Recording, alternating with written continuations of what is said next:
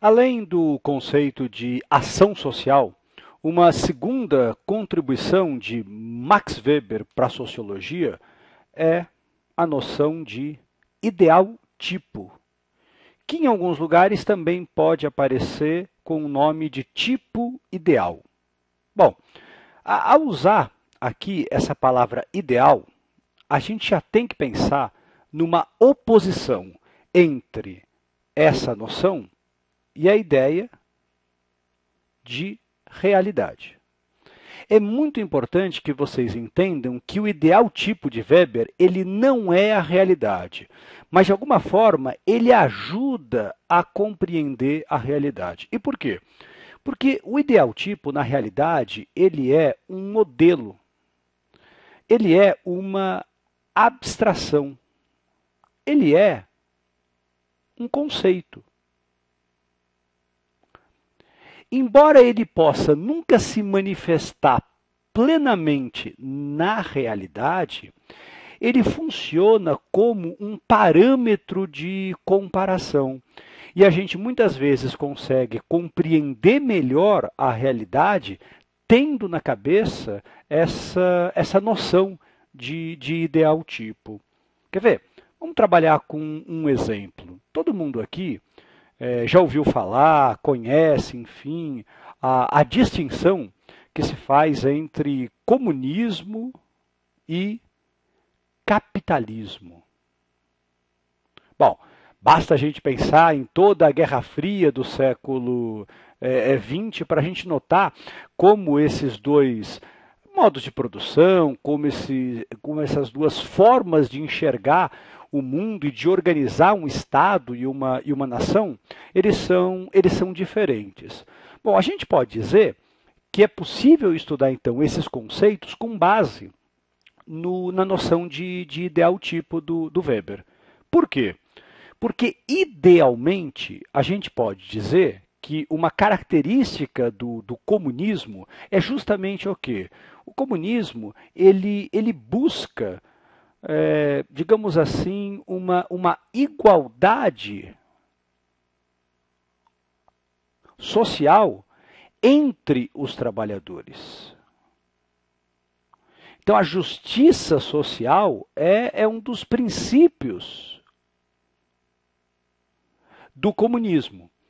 De maneira que a gente poderia pensar que um país comunista, um Estado comunista, ele é organizado justamente a partir da vontade dos trabalhadores. Bom, já quando a gente pensa na noção de capitalismo, a gente está pensando numa sociedade que não busca exatamente a igualdade entre os trabalhadores, mas que busca o respeito máximo à livre iniciativa. Todo mundo pode abrir o seu negócio a qualquer momento. E o princípio para que essa sociedade funcione é justamente a concorrência. É a ideia de um livre mercado. A questão é, em quantos lugares do mundo, de fato, existe um comunismo com essas características ou um capitalismo com essas características? Talvez em nenhum lugar. Por isso que a gente diz que se trata de um ideal tipo. O que aconteceu muitas vezes na história da humanidade é basicamente isso daqui. Nos países que aderiram ao comunismo, a gente acabou assistindo à formação de ditaduras que, na prática, muito pouco se importavam com os trabalhadores. E na maior parte dos países, digamos, capitalistas, oligopólios negam o livre mercado. E o que significa essa noção de oligopólio? Significa que poucas empresas acabam tendo todo o poder. Então, na prática, não existe essa livre iniciativa.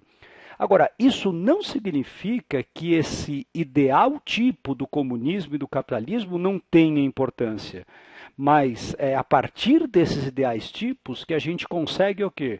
Que a gente consegue avaliar o que de fato aconteceu na história da humanidade. Vocês querem ver mais um exemplo para isso ficar mais claro? Eu acho que todo mundo aqui já viu essa imagem, né?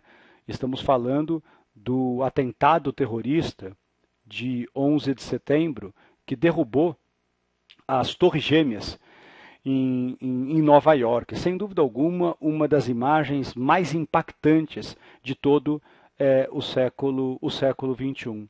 Mas essa foto, por si só, ela não se trata ainda de um ideal tipo.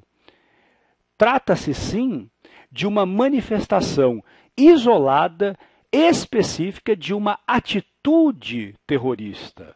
Ora, se a gente quiser construir um conceito em cima disso, a gente vai ter que sair desse caso isolado específico e tentar justamente estudar mais amplamente o que significa uma atitude terrorista. E depois avaliar se esse caso específico de 11 de setembro se aproxima mais ou menos desse ideal tipo do terrorismo. Ok? Bom, tem exercício para a gente fazer agora. Vamos mandar bala?